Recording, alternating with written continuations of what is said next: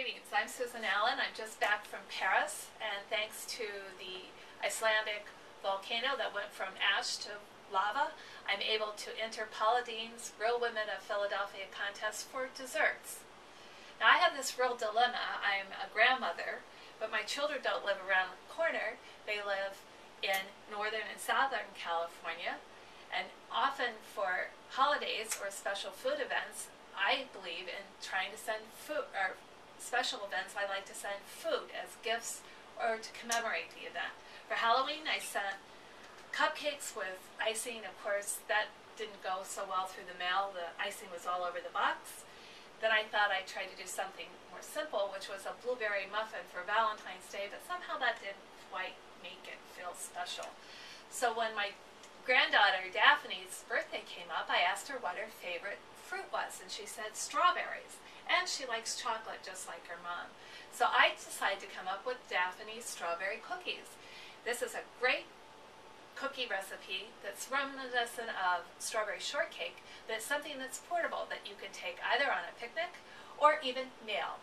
So first we're going to start out with 12 ounces of strawberries that I've cut out in 1/4-inch dice. In order to help preserve the strawberries and retain the color, I'm going to add a teaspoon of balsamic vinegar. And then to balance out the balsamic vinegar's acid, I'm going to add 2 tablespoons of brown sugar.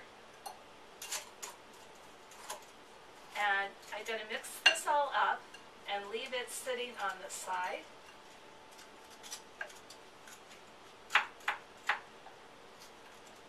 In the back. And we'll be incorporating that into our dough later. So we're going to set this over here.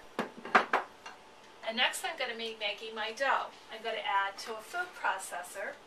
I like the food processor because it helps incorporate everything evenly. And these are really easy. That's the best thing about these cookies. They not only hold up well, but they're easy to make. And then I'm going to add 1/2 cup of granulated sugar. And a 1/4 teaspoon of baking soda, which helps the dough brown. And then 3/4 teaspoon of salt. And 2 teaspoons of baking powder, which will help the dough rise. Okay, so then I'm going to put the processor on, and I'm going to pulse it several times so everything's incorporated. And then I'm going to add cold butter that I've just taken out of the refrigerator. That's 4 ounces of 4 tablespoons of butter, and you want this cut in 1/2-inch pieces. And you're going to put this around on the top so that it's evenly incorporated. And part of the reason to use the food processor is that things happen more evenly. You want to do 10 or 12 pulses until you can tell it's incorporated in and starting to clump. And then you're going to add Philadelphia cream cheese. I have 2 ounces of Philadelphia cream cheese. It's cut in 1/2-inch pieces, and it's at room temperature. And I'm going to evenly distribute that over the top of my dough. And then I'm going to pulse this again until it seems to start to form clumps.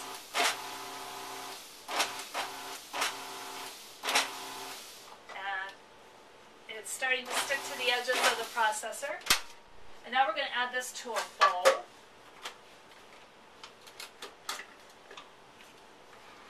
Here.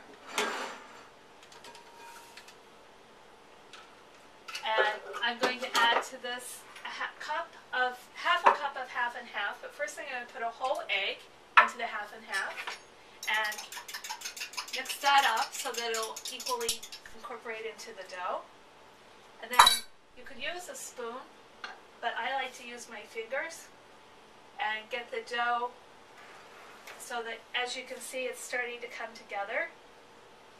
And I'm going to incorporate all the dough together, and then I'm going to add in the strawberries. So the dough is coming together, and when we come back in just a minute, I'll have added the strawberries and I'll show you what the dough looks like, and then we'll get it ready to put in the oven. So we'll be right back. This is my dough that I've totally incorporated, and now I'm going to add the strawberries. And this will make the dough more watery. And then after I've mixed in the strawberries, I'm going to fold in 6 ounces of white chocolate chips. And when we come back, the dough will be totally incorporated together, and then I'll show you how to put it on the baking sheet. So we'll be back in just a second. This is my dough with the strawberries and the white chocolate chips incorporated.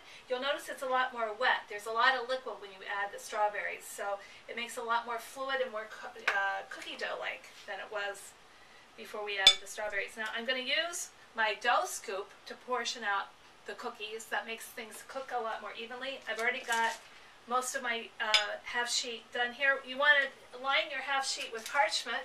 If you don't have parchment paper, you can use foil, but you're going to want to spray it with cooking spray. Otherwise your cookies are going to stick and they'll be hard to get off. We're going to place this in a 375 degree oven that's preheated for 25 minutes. And when we come back, our cookies shall be done and we're going to enjoy them. I've just come back into the kitchen, and my kitchen is full of a wonderful fragrance, and I can tell they're really done.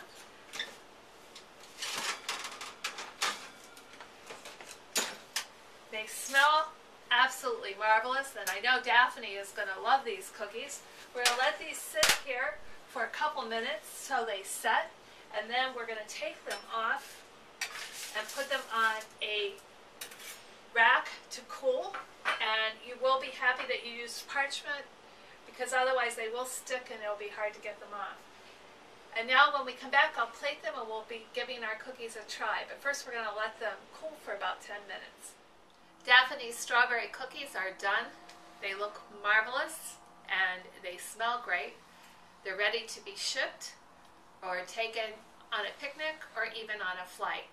This is Susan Allen, a granny and a flight attendant, wishing you a blissful journey of good food and great company. And now it's my turn to give them a try.